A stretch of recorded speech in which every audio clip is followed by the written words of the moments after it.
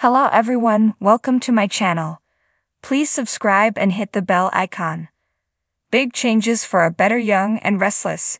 10-step plan to make the soap must-see TV again. Look, we never cheer for anyone to lose their job. But we'll admit it. We were bummed to hear that Sony Pictures TV's Steve Kent was going to continue to oversee The Young and the Restless. We're not sure what soap he's been watching the last few years, but were the late great William J. Bell still around, we'd be willing to bet an organ that he'd want to give Kent an earful. And here's the thing. We're rooting for him as well as head writer/executive producer Josh Griffith. It may not seem like we are, because we can be hella critical, but we are. We want the show to be not just as good as it's ever been, but better. And sadly, it is neither. And put simply, it does not have to be this way. Call us dumb. Call us clueless. Call us outsiders who have never written or produced a daytime drama. That's fine. But even being as dim-witted as we may be, even without a day's experience on a soap, we were able to come up with a 10-step plan to make Young and Restless 10 times better. And not for the first time. Read on and then, if you can, say that it wouldn't improve the show that is currently airing. The corporate infighting is pointless, unrelatable, and worst of all, boring. Nobody cares about which ridiculously rich character gets to sit in the corner office. Stop pretending that we do. Frankly, we'd be more invested if Billy kept ignoring Lily's "this is mine" labels on her yogurt in the executive fridge. While we're on the subject of Geno City's infinite population of CEOs, how's about we lay off the master plans that amount to nothing? Looking at you, Tucker, Audra, Nate, Mamie, Kyle, Billy. Born in 2001, Kyle should only be 23 years old. But he's already a twice-divorced father and business exec. Summer is technically even younger, and her track record is even longer than her ex-husband's. Time to introduce or reintroduce some next-generation characters who will actually behave like kids and be able to plausibly use inexperience as an excuse for their reckless and impulsive behavior. Where's Geno City's next Playboy or super vixen? Here's one idea. Look, we love having Jack, Nikki, Victor and co. front and center, but instead of playing them as action heroes chasing after cartoon villain Jordan, how about playing on their history and having them pay it forward?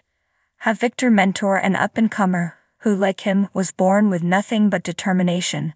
Have Jack and Nikki team up to open a rehab center for those who, unlike them, don't have gazillions of dollars. Have Tracy do more than be everybody's talk to give her a damn love interest already. Is Young and Restless getting dotty in its old age? Time and again it started what promised to be major plots and then dropped them as if they were nothing. Audra and Noah were supposed to have been the hottest of red-hot lovers, but she didn't even bother to throw a monkey wrench into his romance with Allie. And where is Allie anyway? The show jumped through hoops to give Jack a granddaughter, only to banish her to storyline Siberia.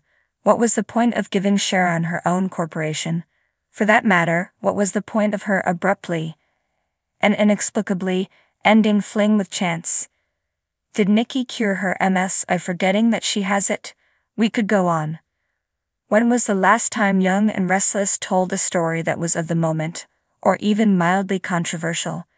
Did Nate ever get to float the idea that as the only black employee of Newman, he might have been given short shrift? Have Tyria been fearful about anti-LGBTQ+ legislation? Has a character wanted an abortion and realized that Wisconsin's proposed ban would have made it impossible for her? Don't think so. We 100% understand that the Young and Restless of today doesn't have the budget for location shoots in exotic locales, fresh flowers in the Abbott mansion, and day player bartenders who are actually allowed to speak.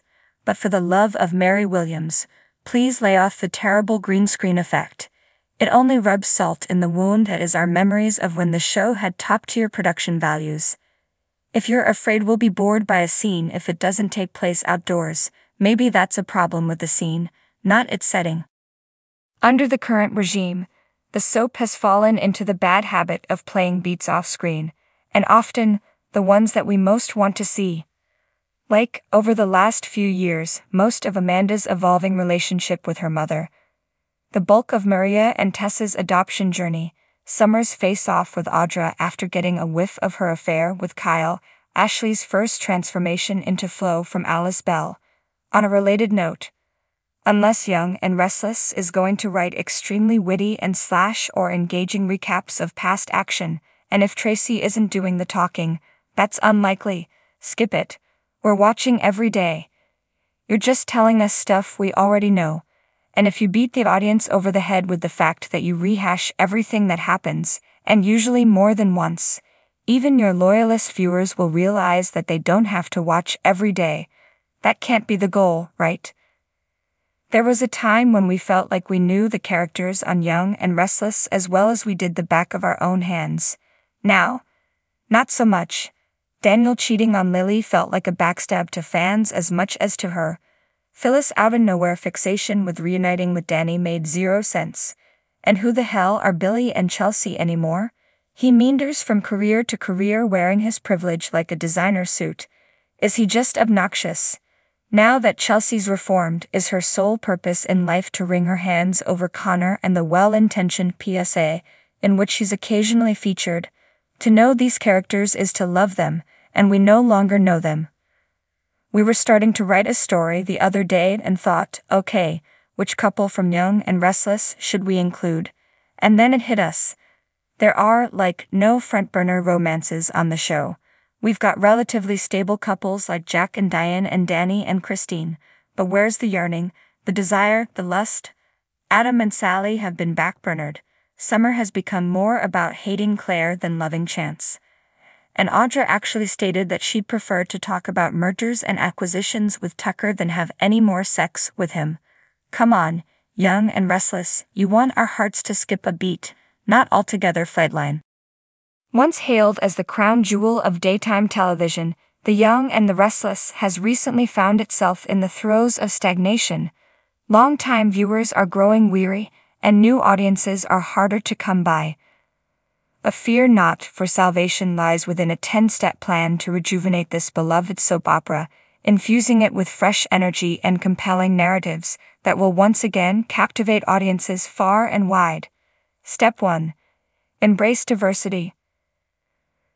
World is a tapestry of diverse cultures, backgrounds, and experiences, and it's high time The Young and the Restless reflected this truth. Introduce a more diverse cast of characters, representing a wide array of ethnicities, sexual orientations, and socioeconomic backgrounds. This inclusivity will not only make the show more relevant but also allow for richer storytelling opportunities. Step 2. Introduce strong female leads. Gone are the days of passive damsels in distress. Today's audiences crave dynamic female characters who are unapologetically complex and empowered. Give leading ladies like Victoria Abbey and Phyllis more agency and depth, allowing them to drive storylines and challenge traditional gender norms. Step 3. Explore social issues. Soap operas have long been a mirror to society, tackling taboo topics and sparking important conversations. The Young and the Restless should not shy away from addressing pressing social issues such as mental health, addiction, domestic violence, and systemic inequality. By doing so with sensitivity and authenticity, the show can educate, enlighten, and inspire its viewers. Step 4. Amp up the drama. At its core, a soap opera thrives on drama, but not just any drama. It must be juicy, unpredictable, and emotionally resonant. Introduce shocking plot twists, forbidden romances, and long-buried secrets that will keep viewers on the edge of their seats. Remember, the more outrageous, the better. Step 5. Embrace serialized storytelling. In today's binge-watching culture, audiences crave serialized storytelling that keeps them coming back for more. Embrace multi-episode arcs that build suspense and momentum over time, rewarding loyal viewers with intricate narratives and satisfying payoffs. Step 6. Modernize production values.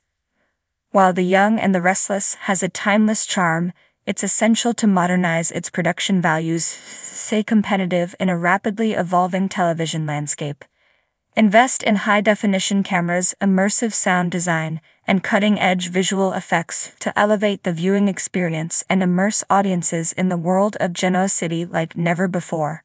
Step 7. Leverage digital platforms. In addition to traditional broadcast channels, embrace the power of digital platforms to reach new audiences and engage with existing fans. Release exclusive behind-the-scenes content, interactive webisodes, and real-time social media updates to foster a sense of community and keep viewers invested between episodes. Step 8. Collaborate with fans. The Young and the Restless has a dedicated fan base with a wealth of creativity and passion. Harness this energy by actively collaborating with fans to shape storylines, develop characters, and influence the direction of the show. By listening to their feedback and incorporating their ideas, the show can foster a deeper sense of ownership and loyalty among its audience. Step 9. Expand the universe.